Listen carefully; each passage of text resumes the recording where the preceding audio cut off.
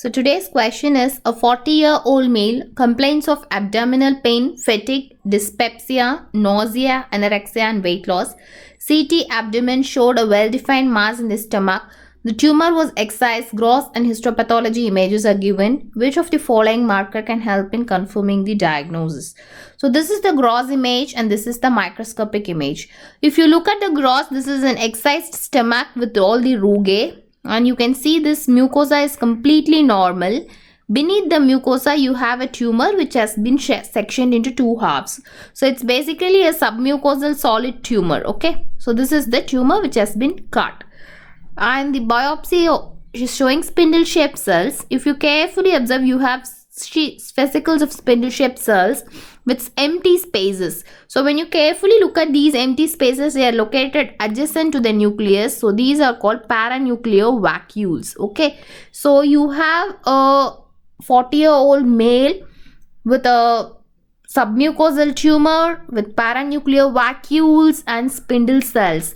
Do you think this is a carcinoma? Carcinoma is highly unlikely because you don't have this very well circumscribed appearance, and moreover the mucosa is normal. So whenever you have a submucosal tumor, always think something of mesenchymal origin. Okay.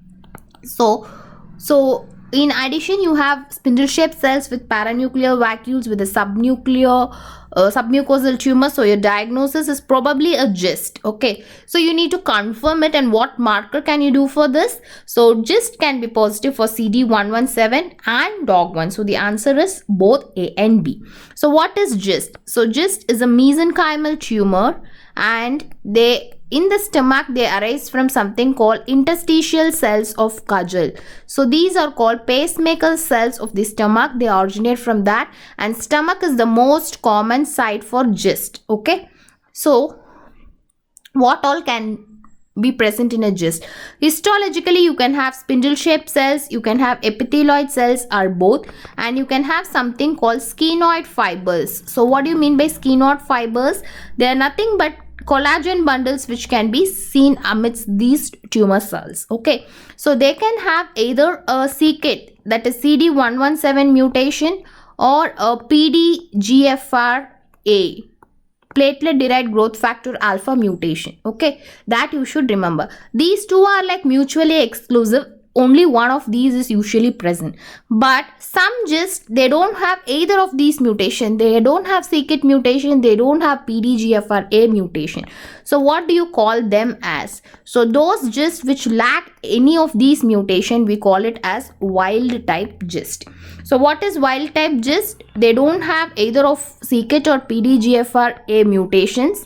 So this can be associated with certain syndromes like Carney's triad. They can be associated with Carney's triad. Then they occur in children and young adults. Okay. They occur in children and young adults. Especially they have a female preponderance.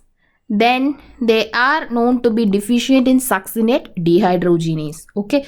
So they lack both the mutation associated with Carney's triad, occurs in children and young adults with a female preponderance, SDH deficient, and occurs in the stomach. Okay. So why you should know about this wild type GIST? So you all know we can target this c-KIT or CD117 by a drug called imatinib. This might not be useful in wild type GIST. So what do you mean by Carney's triad?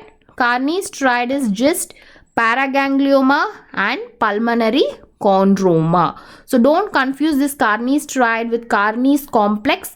Carney's complex is associated with myxomas. You can have cardiac myxomas and endocrine hyperactivity, overactivity, and spotty pigmentation of the skin. Carney's triad is GIST, paraganglioma and pulmonary chondroma. So this is about the GIST. Okay. Where do you get positivity for myogenin? Myogenin is a nuclear marker. The nucleus will be like a nice dot nuclear positivity, which is seen in case of rhabdomyosarcoma. So rhabdomyosarcoma is a tumor of skeletal muscle. They can be positive for desmin and myogenin. Okay. So it's a submucosal tumor, and for prognosis, size, mitotic rate and site is important in case of GIST. Thank you.